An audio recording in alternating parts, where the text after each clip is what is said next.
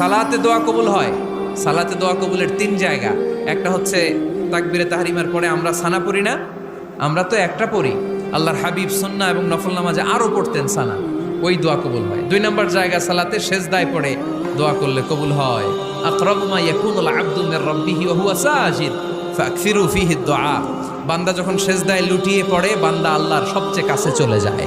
তা কিন্তু বিশ্বনবী বলে, সেজদাটা তোমার রবের কুদরতি পায়ের উপরে পড়েছে। সেজদায় পড়ে দোয়া করেন। সালাম ফিরানোর আগে বিশ্বনবী দোয়া করতেন, লা ইউসাল্লিমান্না আহাদুকুম হাত্তা ইয়াতাআওয়াযা মিন আরবা'a।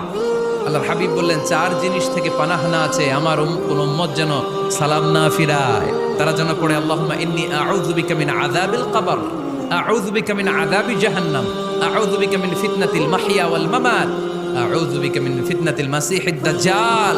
আল্লাহ কবরের আযাব থেকে বাঁচাও, আল্লাহ জাহান্নামের আগুন থেকে বাঁচাও, আল্লাহ জীবন